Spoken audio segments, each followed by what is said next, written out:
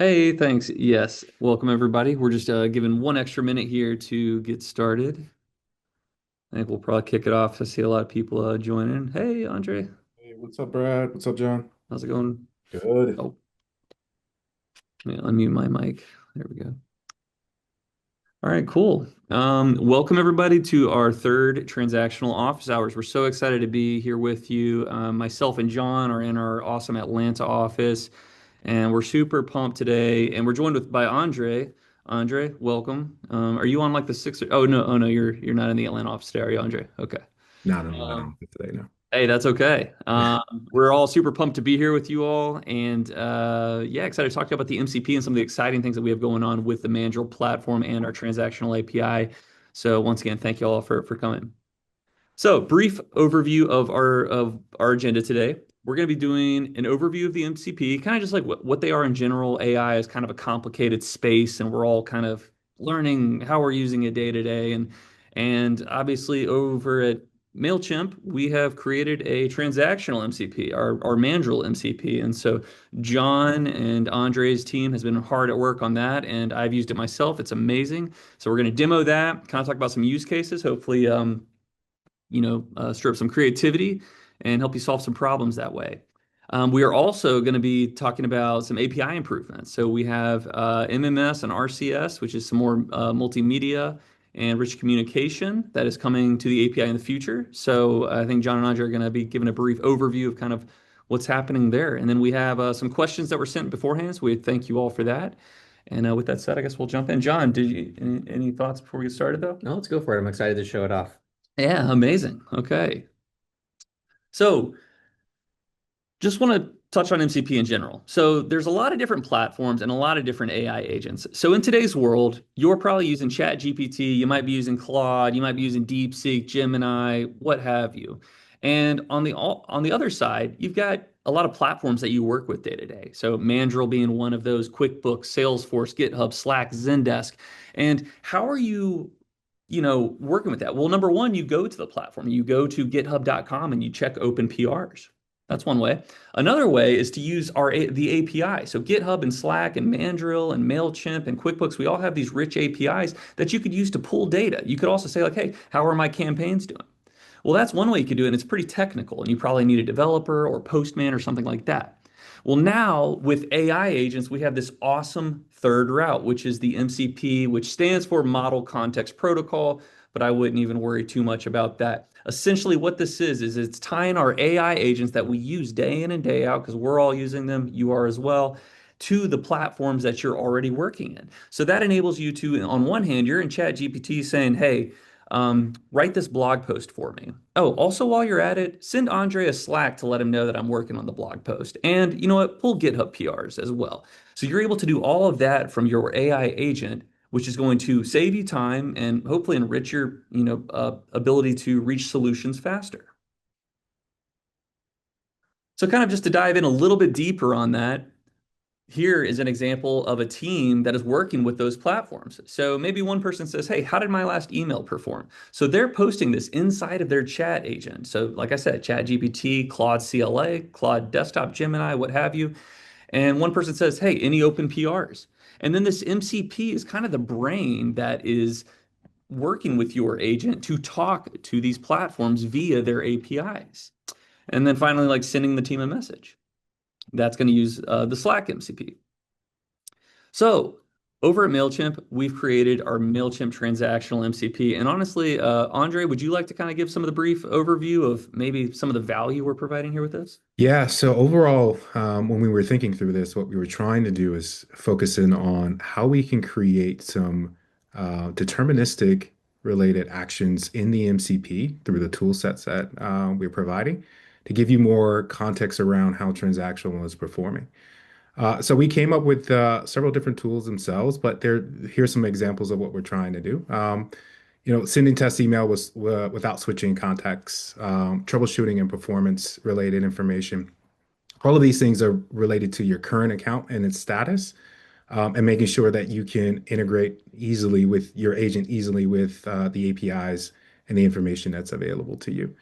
So we're really excited about what we've done so far, and we are providing additional feature sets into and tool sets into that MCP as we move forward.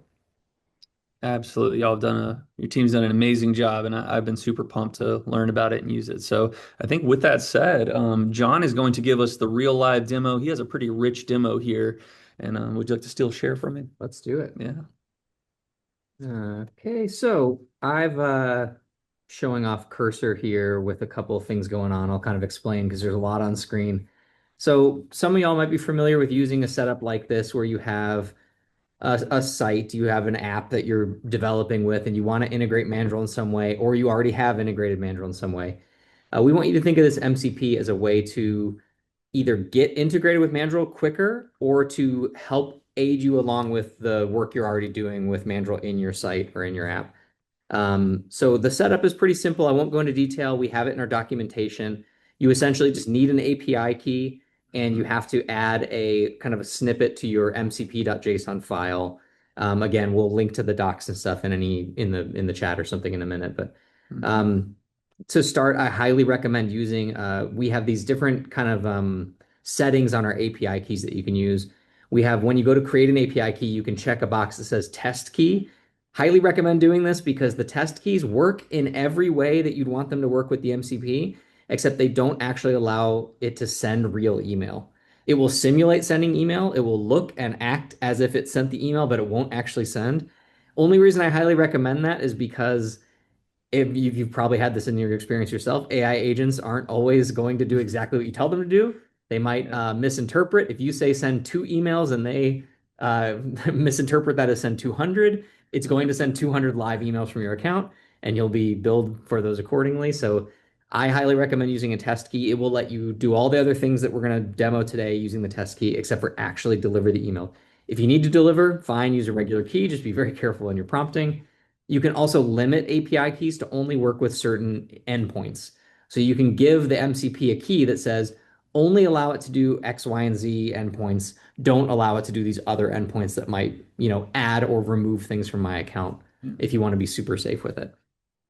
So that being said, what I've done here is set up a very simple contact site here. It just says send us a message.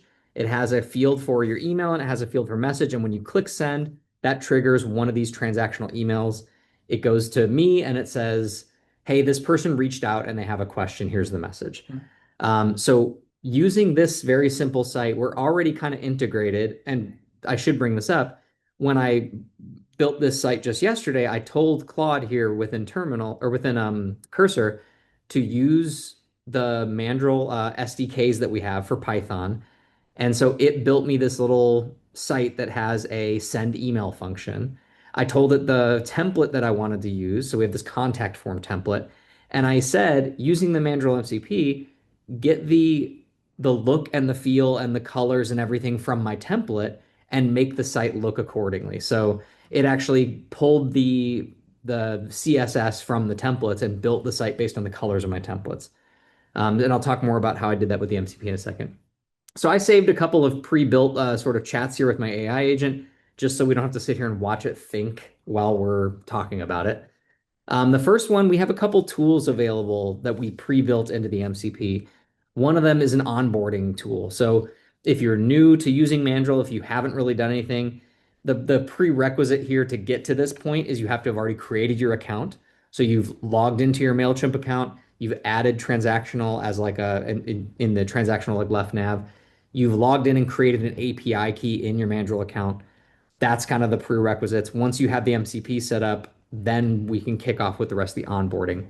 And what I said is using the Mandrill MCP help me figure out where I'm at with onboarding to Mandrill. How are my sending domains?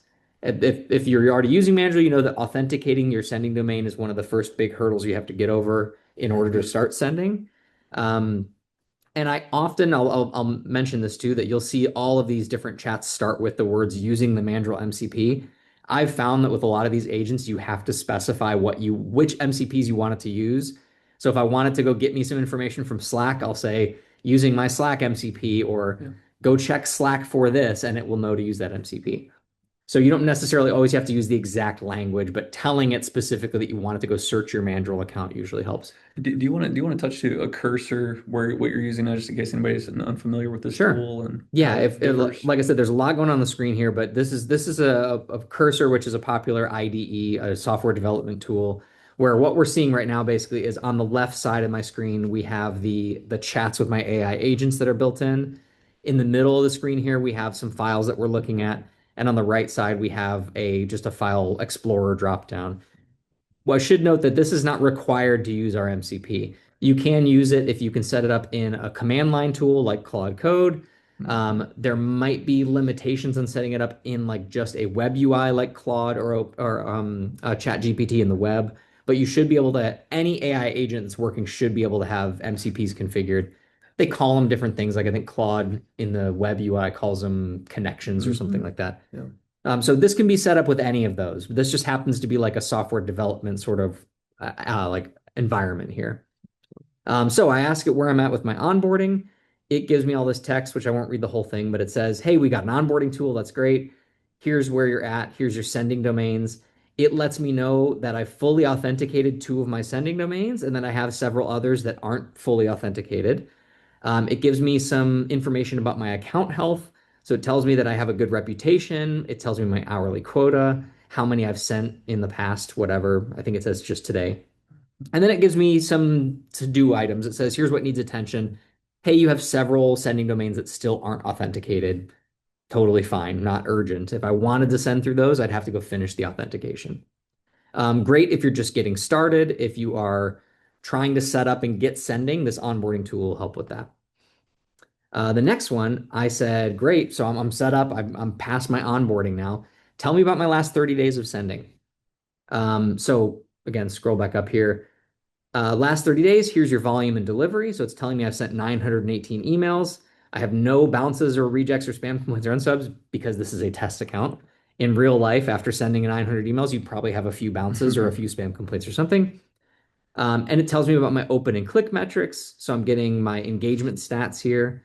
Again, giving me some account health, telling me what my reputation is, seeing if I have anything in my backlog. And then my needs attention here is telling me that I still have my sending domains that aren't authenticated.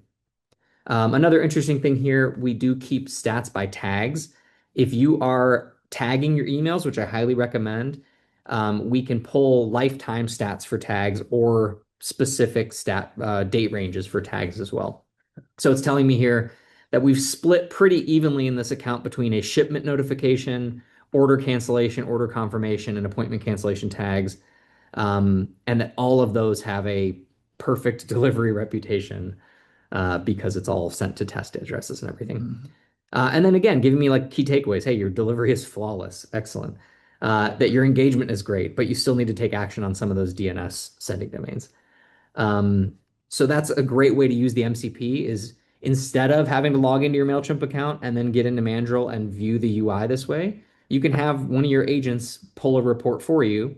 Say, you get more specific too. Say, what was my delivery stats for the last 30 days Yeah. to Gmail addresses? And it will pull that information for you via the API. Or this specific tag, I want to know more about my shipment notifications. Tell me how many clicks and opens I've been getting on those compared to another tag that I have. And it should be worth noting too that we have all of this information is available to you in the web UI as well. If you log into Mandrill, you can find this stuff. Same thing with the API. It's using the API to pull this information for you.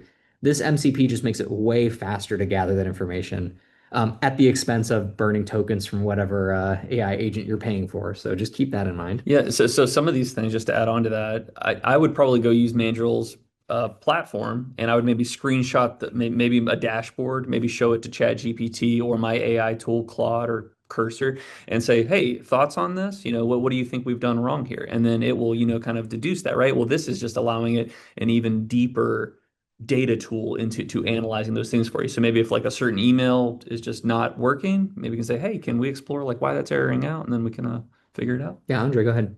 Yeah, so I just wanted to touch base on John's point around token usage. Mm, MCPs, because we're using deterministic code as part of the MCP, where we're going to query this information for the agent. MCPs allow you to save some tokens, right? I think it's really, really important for folks to realize that. It's like instead of using kind of probabilistic logic related to the API, going to pull this information all the time, the agent can make a call to the tool itself. The tool runs in the Mandrill code to go pull information and retrieve it for the agent, and that way saving you some tokens on and information and provide you consistent responses that come back, right? Versus the probabilistic nature of an agent itself. Absolutely. That is such a good call out, Andre. So I'm on to the next pre-saved chat thing I have here. I said using the Mandrill MCP, send a test contact form message to with the field, the email field this and the message this.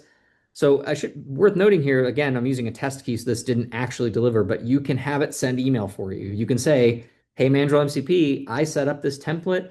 I want to test this code that I have. I want to make sure it looks good. So what I did, I said, send a message to me. It says, great, it's sent. Here's the to, the from, the subject, etc. What template I use, the merge variables that we used. And it returns this Mandrill ID, which every one of our API calls that you use to send with returns a unique ID. That's like the search ID. You can pull up information. So in the follow-up here, I said, now verify that that message content looks correct. So it uses several different endpoints to pull that message ID and says, again, here's the, the information about it. And hey, yeah, it looks good. The actual merge variables rendered in the HTML in the final send, just like we thought they would.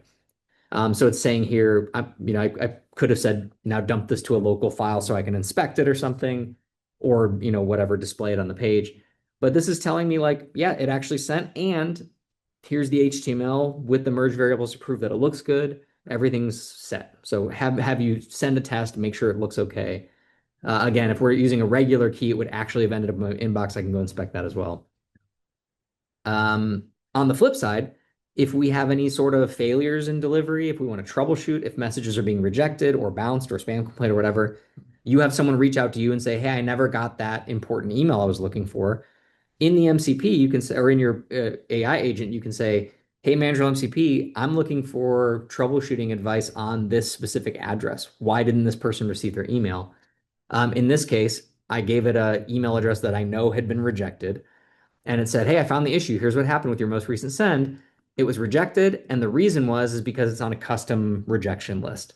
So in this case, I had added that address to our rejection list, tried to send to it. The rejection list says, nope, you can't send to that address. And this is now telling me it was rejected before delivery because it's on your rejection denial list. Here's how to fix it. Log in and remove it. Try sending again. This is not a bounce or reputation issue. It's letting me know what happened to that send and what the next steps would be. If that's a bounce, it would let you know the bounce reason. We catalog all those. It would say, oh, it says their mailbox is full. And then here's what you can do about that, which not much if their mailbox is full, but and it can also give you you can have it add or remove addresses to the rejection denial list via the MCP. You can do all sorts of stuff testing to specific addresses. But troubleshooting delivery, pulling stats about delivery is a really good use for this tool. So another really cool one that I really like, I did this when I was developing this little simple site, is I said, help me develop a second version of this contact form template that has a different color scheme, different text under the send us a message, and push that template to Mandrill, call it contact form v2. So my initial contact form looks like this. This is the actual email that I get. Where is it? Let's see. Yeah, pop up. Let me pop it up real quick. Show preview. There. I think I just have too much stuff going on the screen. Either way, one of the template looks like a blue background with orange text. I said, hey, make a different one here. Use that same exact format, but create a different template there. You can see the HTML's almost the same except for colors and backgrounds and text. And then I said, once that's done, push that up to Mandrill.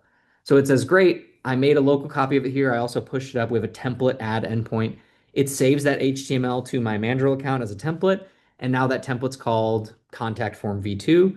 If I want to, I can then say, okay, I like that one better. Now add that as my, template name here in this code. And now that template will be used instead, or programmatically switch between the two, varying depending on different reasons, different customers, etc. It's really easy to have it pull template information. I can say, look at all my templates and tell me, what's the most common verbiage I'm using around whatever, my subscription service. Update those templates to now say this instead. So where instead you might have had to go and manually update a bunch of templates, you can tell the MCP, hey, we call this service this now instead of this. Go update all my templates. It will pull down your template HTML, make the updates, push them back up. So it's a really, really cool, easy way to interact with the whole template process. Among the tools that we offer with the MCP, I've covered a lot of them here. We also have some pretty simple ones that will list or describe API endpoints. So you can ask it like, do you have an endpoint that will allow me to do this? It will search through and find out all the endpoints and look at their descriptions. Kind of a more simple way just to like, you can also search the docs, but this will basically do it for you. We also have a feedback tool in there. So if you have anything that you want to see with the MCP, if something's not working correctly, if there's any other features that you'd like to see in Mandrill in general, um, open this up, say using the Mandrill MCP, submit some feedback to the team, tell them that I like this, tell them that I don't like this, and we'll get that feedback sent to us. The quickest way to reach us basically is we will get that. Someone gets pinged somewhere when you submit feedback. So highly recommend doing it. We want to hear what people like about it. We want to hear what it made easier in your development workflow. Did it make anything more difficult? Hopefully that's not the case, but if we would love to hear it if it did, because that means we can fix it. Yeah. So please feel free to leave feedback. We would highly appreciate it. And I hope that using this MCP, people are able to get more out of their Mandrill accounts, that it's causing there's less friction in onboarding and getting set up. We've had a few people that we've talked to that have used it for switching over their sending from, I think it was one of our competitors, I don't remember the name, switching over from one of our competitors to Mandrill, and the MCP made it super, super easy. Look at the prompt was basically look at what we have set up already for our transactional email. I just installed the Mandrill SDK, switch over the necessary templates from that account to my Mandrill account. It pushes up the templates. Now make sure the API calls are mapped correctly to the Mandrill API endpoint. Cursor makes the changes for you. Send a test, make sure it looks good. They send a test, they make sure it looks good. All of that can be done very, very quickly using this MCP in something like Cursor. So again, Cursor not required. There's other IDEs, there's other agents that can help you do it. But highly recommend playing around with it if you already have your Mandrill account set up. I should also note that you can do this with a Mandrill demo. So we have a free demo account that will let you send up to 500 emails. The MCP will work because it's a valid API key. You might only be able to send to your own addresses as part of the demo, but you can at least play with integrating, play with sending a couple tests, get everything configured in your account totally for free.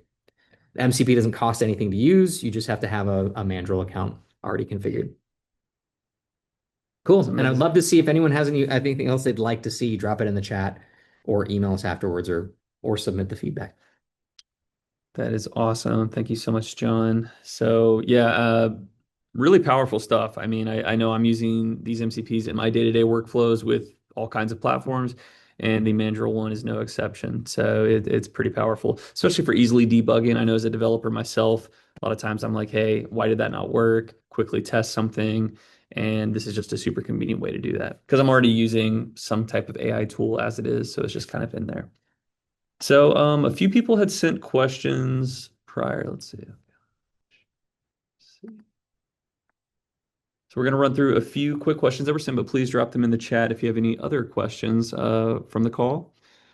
Let's see. So the first question was not MCP related, but it says the transactional mailers are kept for 90 days inside of Mailchimp. How do we get the backup of all of our mailers? John, would you like to touch on that? Yeah, I can talk about specifically with Mandrill. Mandrill and Mailchimp will have specifically some slightly different behavior when it comes to this, but I'll speak to transactional to Mandrill specifically right now. Is that we store all the detailed information about your account for 30 days. We store stats about your account indefinitely, so you can see how many you've delivered in opens and clicks or whatever.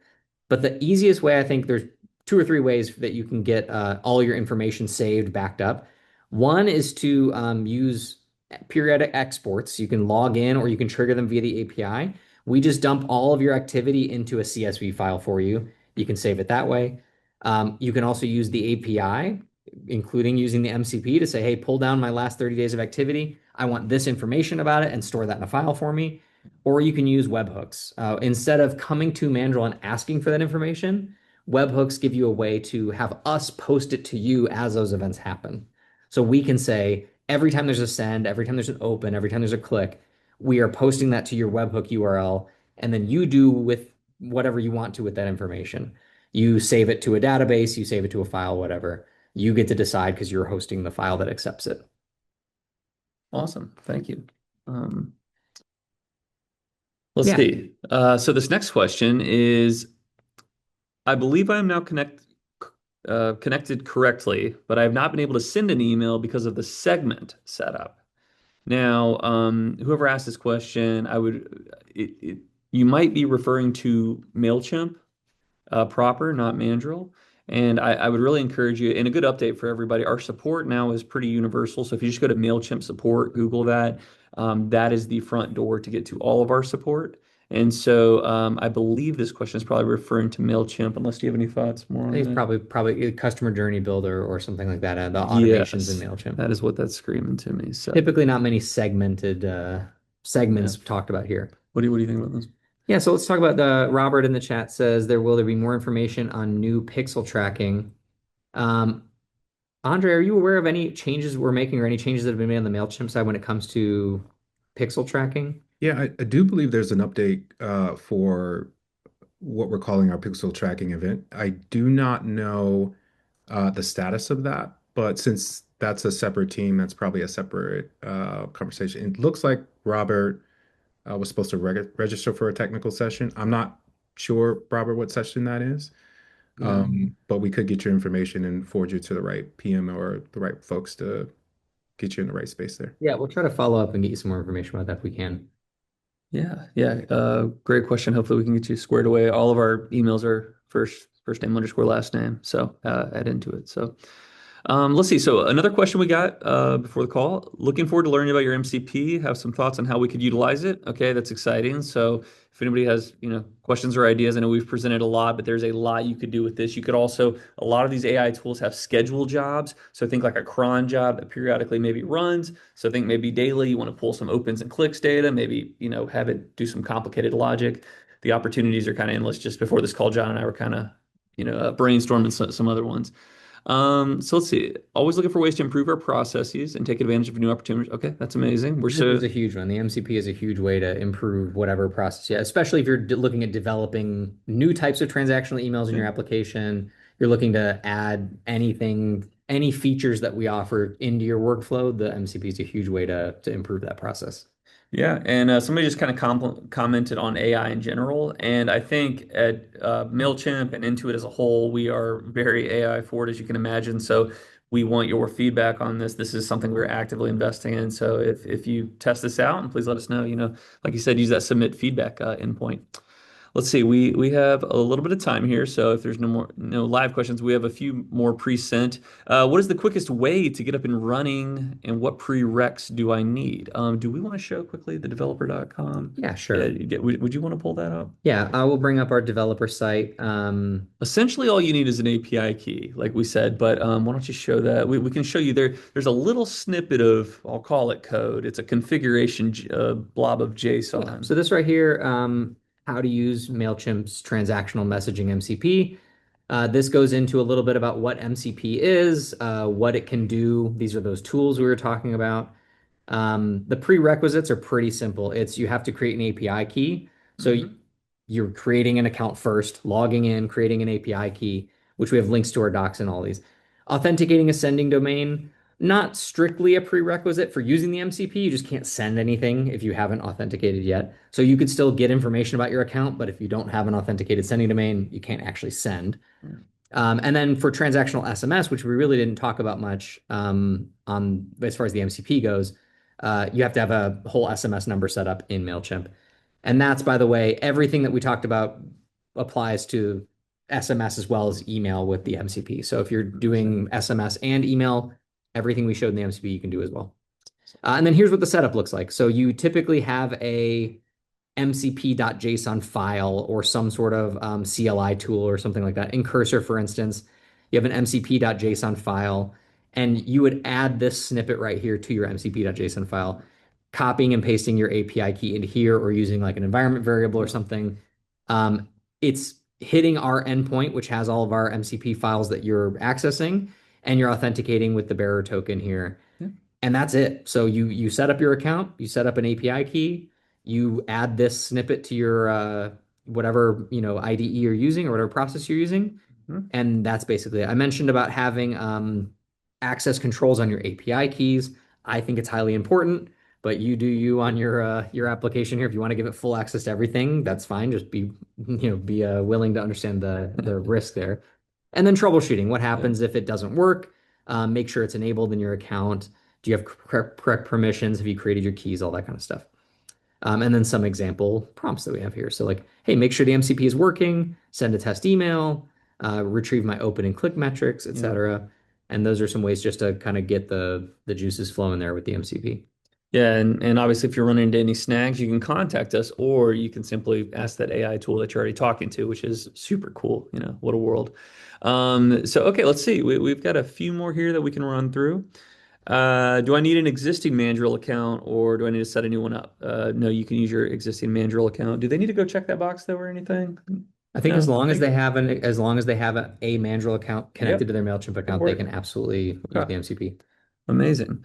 Is there a sandbox or test environment? I know you kind of touched on the test API keys. Is there anything else you would advise for somebody testing? That's basically it. Is in the test mode, you're going to be doing everything just like you would be with a live key, except actually delivering. We actually stop right before we send it over to our mail servers to actually do the delivery. So it'll Mm, record in Mandrill as if it's a delivery, but it won't actually go delivered. You don't get charged for it, and it doesn't actually end up in the inbox. So that's why I recommend the test key just to start playing around with it.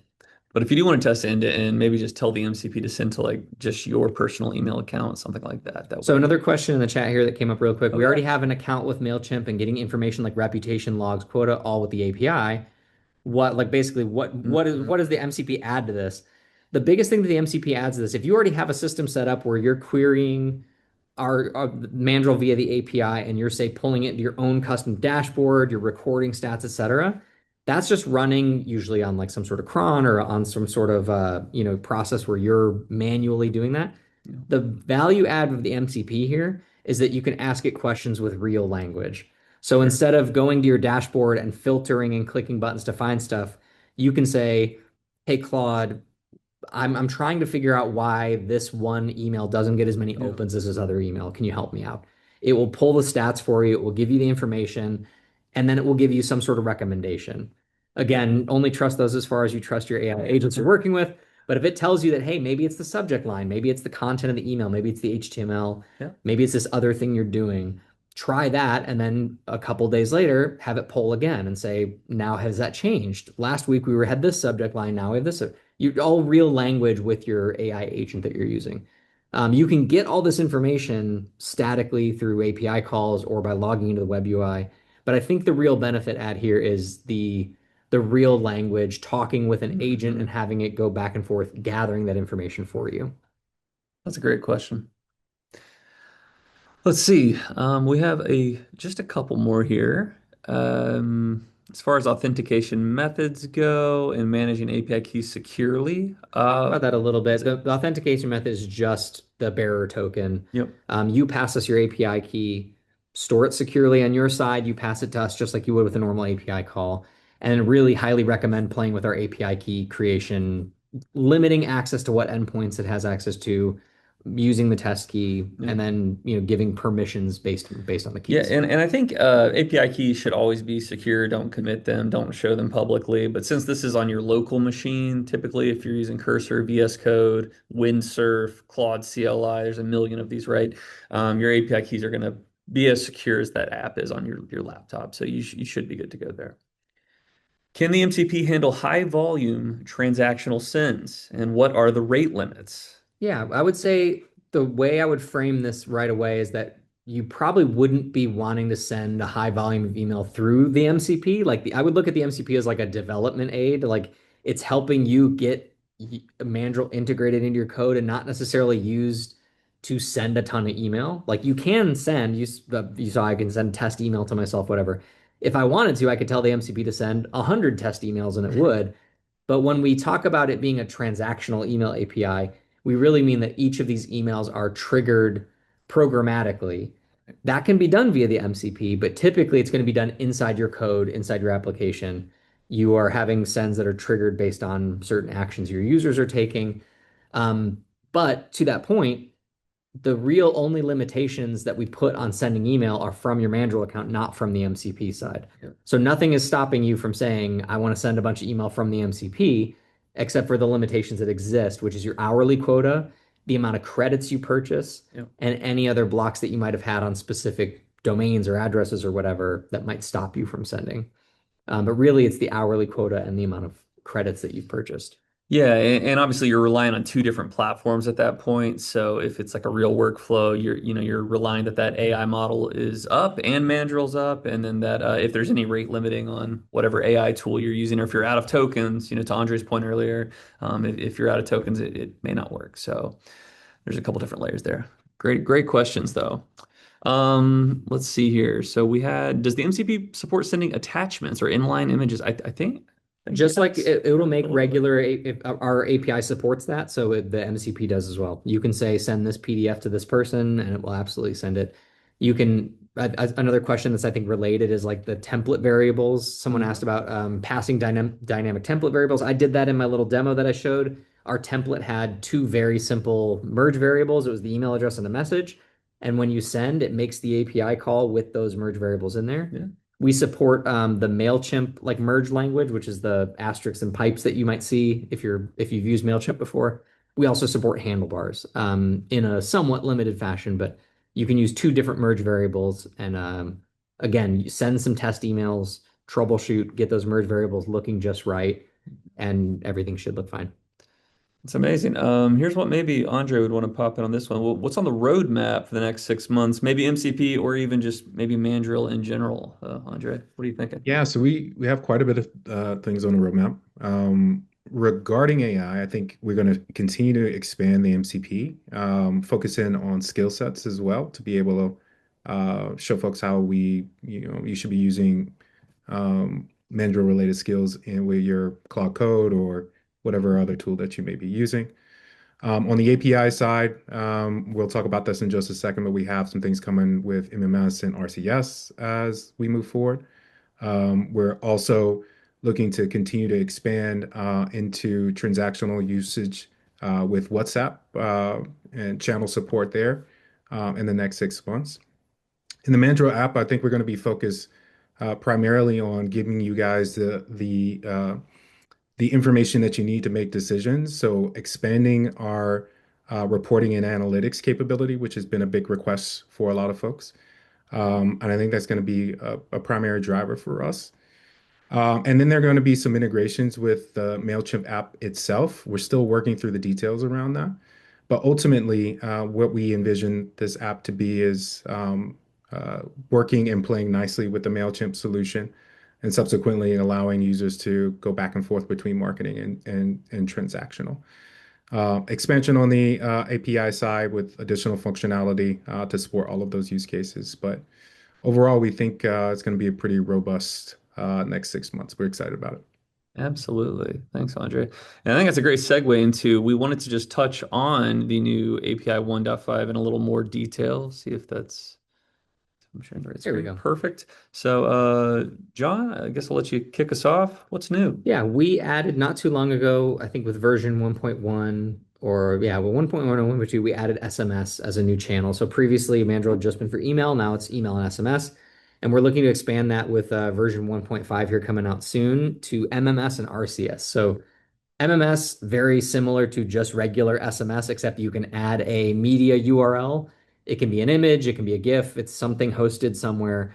You just pass that along with your SMS message, and that's an MMS message. So very, very similar. It just allows you to send essentially an image or a little video. RCS, though, is a much bigger deal. That's what you think of as modern messaging, like think iMessage or iOS texting, where you can send all sorts of other stuff. There can be attachments, and there can be all sorts of, uh, branded information and interactable sort of segments and stuff like that. It's the modern text messaging that you think of.